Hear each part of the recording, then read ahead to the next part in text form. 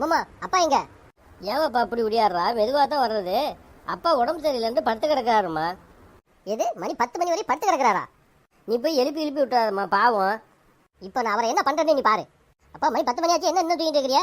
சேட்டா வா வாப்பா, உன்னதை எதிர்பார்த்துக்கிட்டு இருந்தேன். இந்த ஃபேனை கொஞ்சம் 3 நம்பர்ல வை. நான் உங்களுக்கு ஒரு உதவி பண்ணுவேன், நீங்க எனக்கு ஒரு உதவி பண்ணணும், சரியா?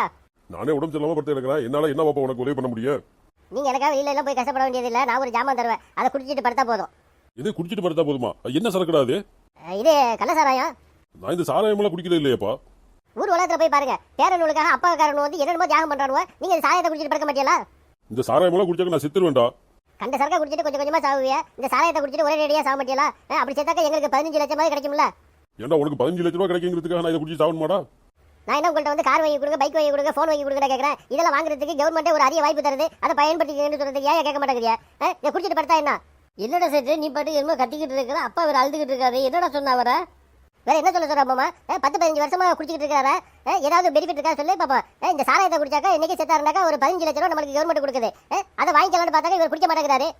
என்ன பாப்பா சொல்றா? 15 லட்சம் கொடுக்குதா கவர்மெண்ட்? உனக்கு தெரியாது மாமா, என் ஃப்ரெண்டு ஃபோன் பண்ணான். அவ அப்பா வந்து சாராயத்தை குடிச்சிட்டு செத்து போயிட்டாரா. அவர் பாடி எடுக்கிறதுக்குள்ளேயே வந்து கவர்மெண்ட் 15 லட்சம் ரூபா அவர் அக்கௌண்ட்ல போட்டுருச்சான். அதை கேட்ட உடனே எனக்கு மனசு எப்படி இருந்துச்சு தெரியுமா? உடம்பெல்லாம் ரொம்ப தகன்னு இருந்துச்சு தெரியுமா எனக்கு.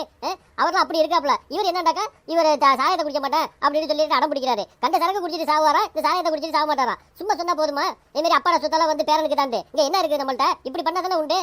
பணம் வருதுங்கிறதுக்காக அப்பா வந்து சாவ சொல்றது கொஞ்சம் மனசு கஷ்டமா தானே பாப்பா இருக்குது.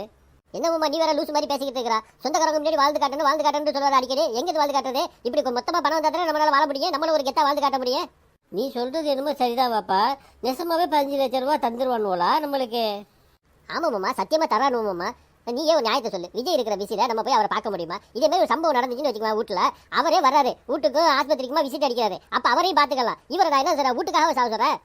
யார் வந்து பார்க்காம இருக்கிறதுக்கு? நாட்டுக்காக தானே சாவ சொல்றேன். அப்படி செத்தா இருந்தாக்கா எல்லாரும் வருவாங்க, நம்மளுக்கு பணமும் கிடைச்சி போகும், எல்லா பிரபலமும் வருவானுவ. எது விஜய் வீட்டுக்கெல்லாம் வந்து பாப்பாரா? இப்படி ஒரு சம்பவம் இருக்கும்போது இவருக்கு என்ன கேடு இதை குடிச்சிட்டு சாப்பிட்றதுக்கு? நீ தள்ளு, நீ நான் பாத்துக்கிறேன் அவரை. இப்படி சின்ன பிள்ளைத்தனமா உட்காந்து அழுதுகிட்டு இருந்தா என்ன அர்த்தம்? சேர்த்து சொல்றது விளங்குது இல்ல? அவன் சொல்றாப்புல நடந்துக்கிடுங்க. என்ன ஐயா, நீ என்ன சாவ சொல்றியா? என்னடா சேட்டு இப்படி அழுதுகிட்டு இருக்காரு? என்னடா பண்றது இவரை? ஏங்க இப்படி பழைக்க தெரியாத மனுஷனா இருக்கிறீங்க? சும்மா வந்து டயலாக் மட்டும் இருந்தா போதுமா? அப்பாட சொத்தெல்லாம் வந்து பேரனுக்கு தான் அப்படின்ட்டு அதை அப்படியே வந்து மெயின்டைன் பண்ணிட்டு இருக்கிறீங்களோ? இங்க என்ன இருக்குது அப்பாட்ட சொத்து பேரனுக்கு கொடுக்கறதுக்கு? இவர் உறுப்பு ஐடியாவெல்லாம் இல்ல. இவர் எதுவும் கேட்க மாட்டாரு. வா நம்ம போவோம்.